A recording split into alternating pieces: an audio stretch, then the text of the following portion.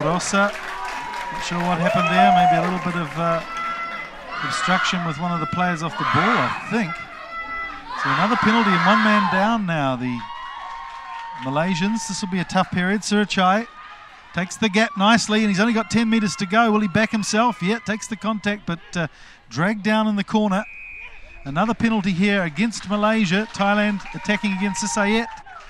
Oh, a little bit of finickety-dis there from the referee, slowing the Thais down. They want to play this quickly. Kumquat Mrs. Punyavi. Here's Wanadit.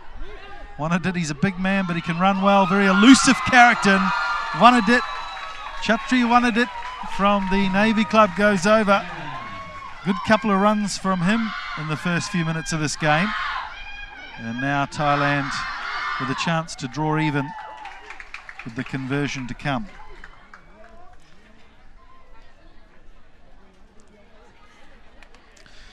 The Thais beating China first up 12-5, then losing to Hong Kong 33-7. And this morning the Sri Lankans were on fire. They blazed the Thais 26-0. Malaysia have had a similar run. They beat UAE quite easily, then lost to Korea, who played very well yesterday. And this morning had to come up against Japan. Malaysia losing 38-7 to the Japanese. Oh, he's brought that round very nicely, but just a bit late, sadly, for Kumquat. So the score is 7 points to 5.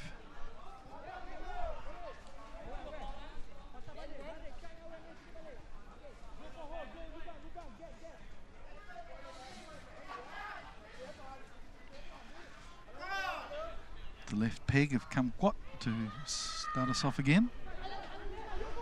Holds up nicely in the breeze, but the Malaysians under it through their try scorer, Ishwan.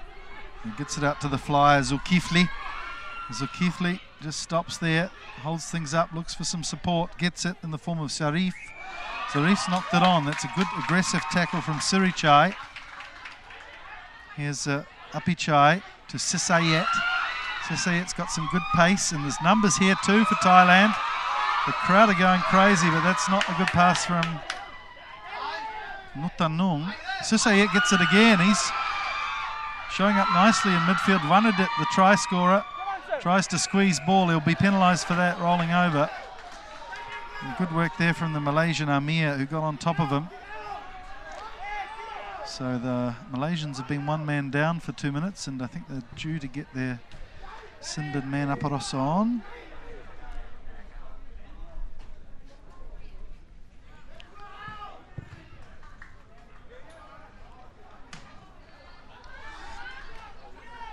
Booming touch finder there from the Malaysians.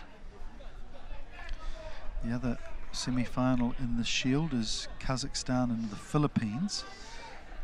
So the winner of this game will play the winner of the clash of those two teams.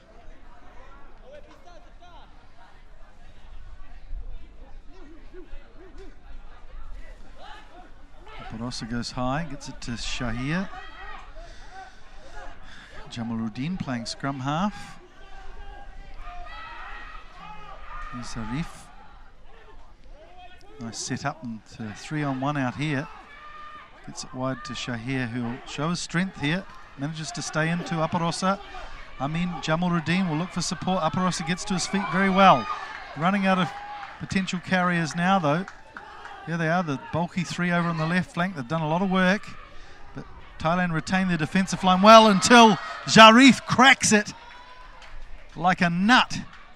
Zarif floats through for Malaysia's second try.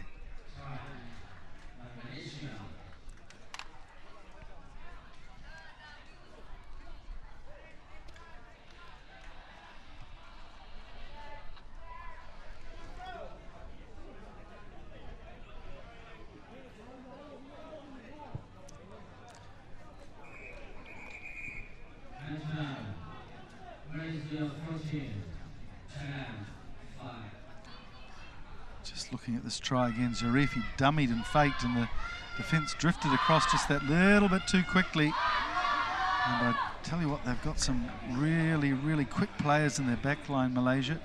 what they've lost in strength and perhaps experience from the Fijians, they've really gained with the pace they can play at once that ball comes out wide. And it was a good stanza of play by the forwards on the left flank to set it all up.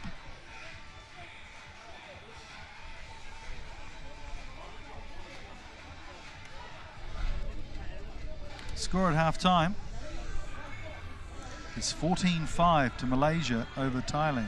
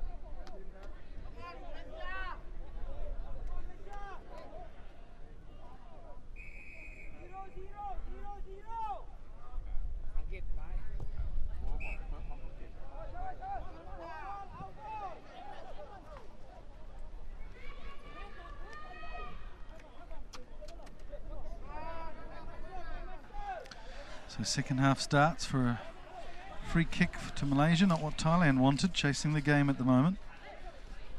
Shahir. Good handoff there from the bulky figure.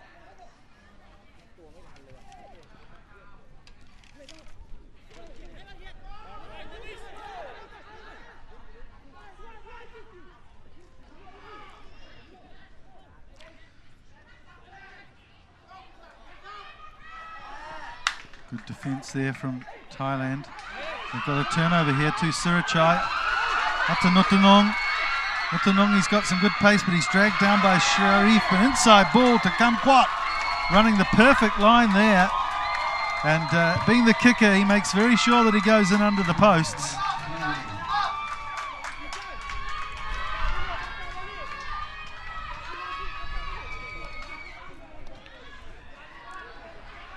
Gives the kicking duties to Punyavi, who takes the conversion. So they're within two now.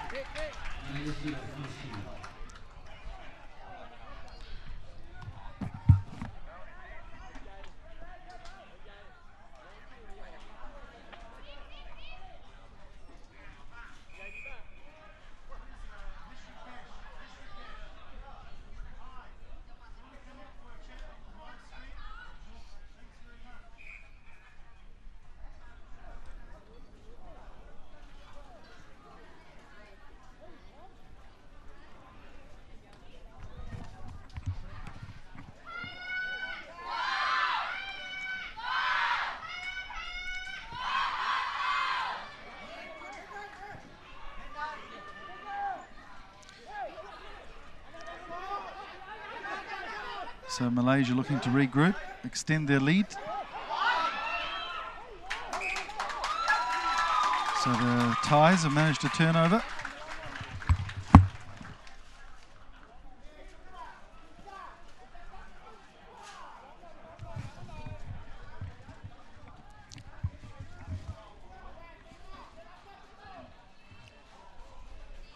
Hi, I'm Mike. Nice to meet you. Yeah, nice. Rishi, and how do I say your family name? Penza. Yeah, Rishikesh Pense. Penza. Yeah. Okay, put the headphones on with a mic and we'll just have a chat. So the Thais attacking here, trying to take the lead against Malaysia. Local foes. Sisayek gets it out to Punyavi. Kamkwat steps and was expecting a man outside. Punyavi's there though. And he's got one man to beat. Can he beat him? Dummies goes himself and gets the try in the corner. So magic comeback from Thailand. Good work from them. They've hit the lead, 17-14 with just a few minutes to play. And I've got a special guest in the commentary booth. It's Rishi Penzat from India. Rishikesh, thanks very much for coming up. Are you enjoying the tournament so far? It's been a pleasure. It's always a pleasure actually coming back to Thailand. It feels very close to home, so very happy to be back. Thanks. So as a team, India's performed reasonably well. Are you happy with your performance this weekend? We went pretty well yesterday, and we were expecting to start off a little better than how we did. We lost to Chinese Taipei in the opening game today, and we would have liked to perform a little better in that, but got the conversion over there, so that's extended their lead. Excuse me, Rishi, go on. Sorry, so we take stock of what went wrong and hopefully have a crack in bringing home some silverware now.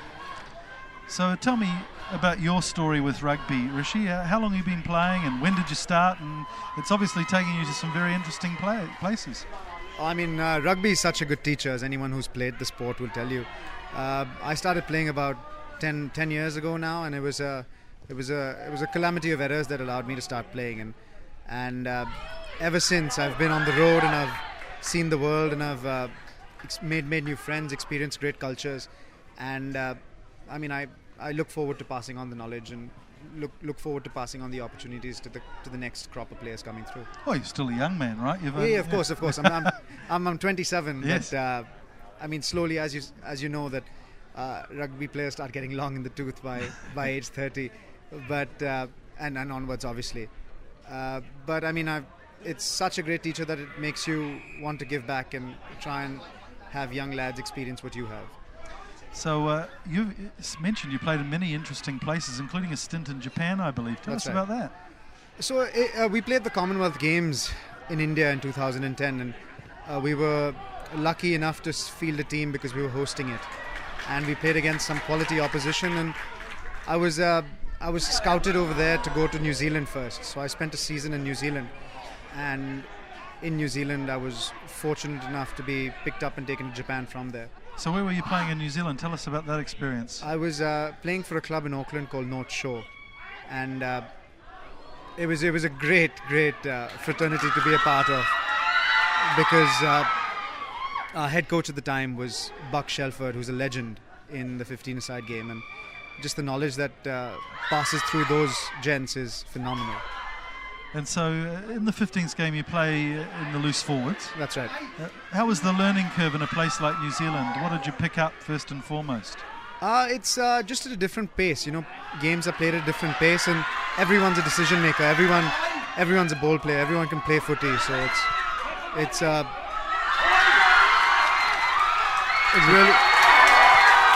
Thailand seal the deal here in the plate semi-final. It's Apichai from Vijayalavut, old boys, who goes through to put the game beyond doubt. And a great comeback from Thailand. They were down in the first stanza. They lost the plate final in KL to the Malaysians, so they've come back well in front of the home crowd to seal the deal at 24 points to 14 and conversion to come.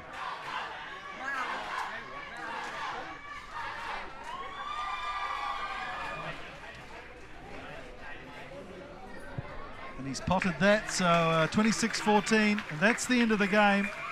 The Thais through to the plate final. The Malaysians sad, but they've had some success in this series already, so it might be the Thais game today, as we see the winning try here from Apichai. He just went off his left foot twice and seared through the gap.